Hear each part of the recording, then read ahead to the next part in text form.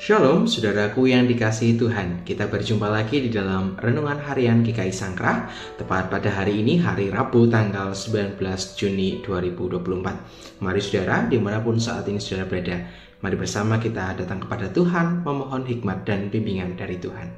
Mari kita berdoa. Ya Allah, ya Bapa kami yang bertata dalam kerajaan surga, kami adalah anak-anak yang rindu untuk terus Tuhan bimbing. Sebab kami tahu ada banyak hal yang harus kami lakukan, termasuk kami harus mengelola diri kami. Untuk itu biarlah setiap kami lewat permenungan ini semakin dibentuk untuk menjadi serupa dengan Engkau. Terima kasih ya Bapa, di dalam nama-Mu Tuhan kami Yesus Kristus, Tuhan dan Juru Selamat kami yang hidup, kami berdoa. Amin. Saudaraku yang terkasih dalam Tuhan, ada banyak sekali jenis pohon di dunia ini. Ada pohon-pohon yang punya dahan besar, ada pohon-pohon yang memiliki ranting-ranting yang besar. Dengan rimbunnya pohon-pohon itu membuat banyak orang berteduh. Tetapi saudara, ketika saya satu kali pernah bermain di tempat agrowisata gitu ya, ada banyak sekali jenis pohon. Tentu karena saya bukan lulusan dari pertanian, saya tidak bisa mengenali satu-satu pohon-pohon yang saya lihat. Oh, ini pohon apa gitu ya. Nah, saya harus melihat ada pada bagian bawah. Di agrowisata itu ada pohon, kemudian di bawah pohon itu diberikan kejelasan. Oh, ini adalah pohon jeruk, oh ini adalah pohon pinus, oh ini adalah pohon kelengkeng, dan ada banyak nama. Nah, tapi bagaimana cara kita membedakan tanpa kita harus melihat papan nama pohon itu untuk tahu bahwa ini pohon apa? Biasanya kita akan dengan refleks melihat pada bagian pohon. Di atas pohon itu biasanya terdapat buah. Dari situlah kemudian kita bisa melihat dan mengidentifikasi, oh ternyata ini adalah pohon jeruk, oh ini adalah pohon apel, oh ini pohon kelengkeng, oh ini pohon durian. Dari mana? Dari buah yang dihasilkan oleh pohon tersebut. Maka kita bisa mengenal pohon itu dari buahnya. Sebab buah tidak akan pernah menghasilkan sesuatu yang berbeda dari jenis pohon tersebut. Nah, saudaraku yang kasih Tuhan, di dalam Alkitab, Yesus juga memberikan perumpamaan yang sama, yang mengatakan di dalam Lukas pasal yang ke-6, ayatnya yang ke-43 sampai dengan 45. Perikop ini berjudul Pohon dan Buahnya. Mari bersama kita membaca firman Tuhan di dalam Lukas pasal 6, ayat 43 sampai 45. Pohon dan buahnya.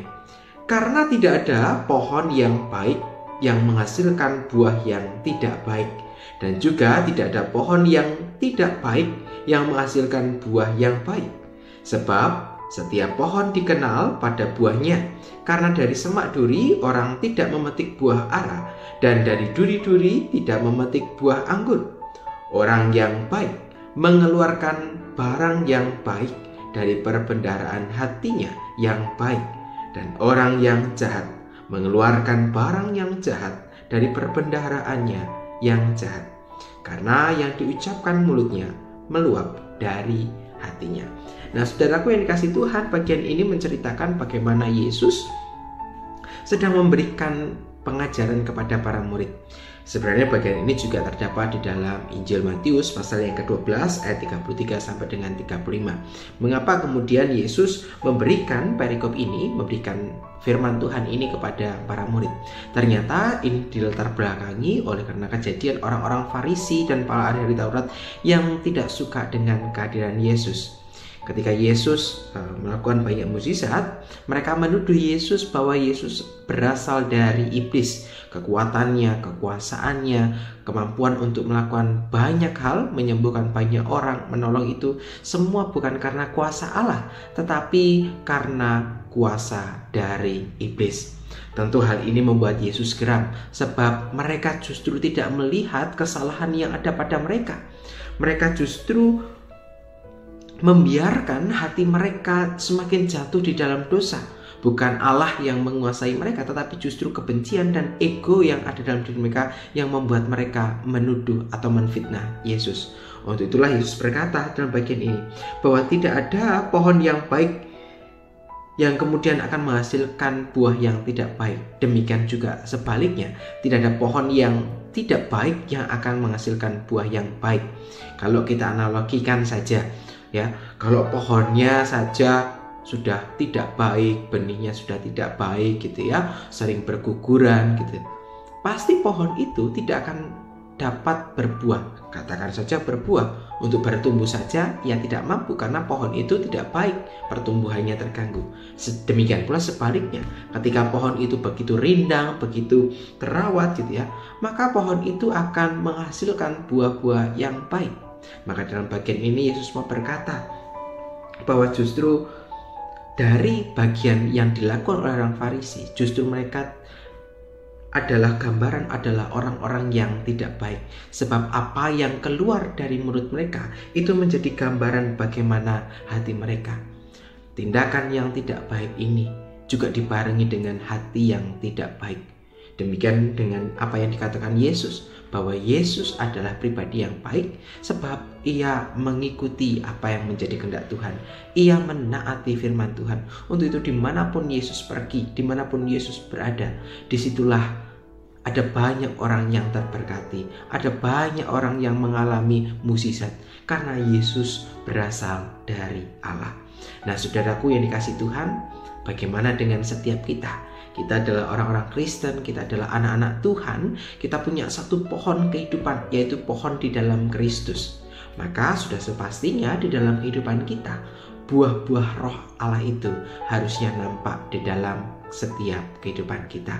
Karena Yesus ada di dalam hati kita, ia ada di dalam kehidupan kita, maka sudah seharusnya buah-buah itu nampak dan menjadi berkat bagi banyak orang.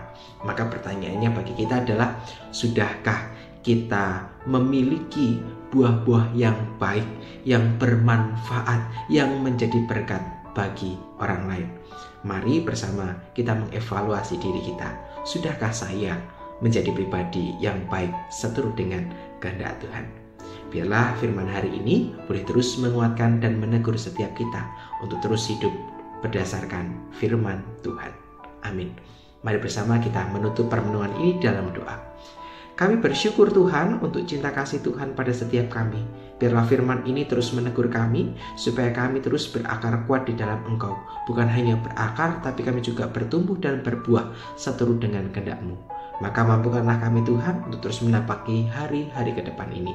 Terima kasih ya Tuhan, di dalam nama-Mu, Tuhan kami Yesus Kristus, Tuhan dan Juru Selamat kami yang hidup. Kami berdoa dan mengucap syukur. Haleluya. Amin.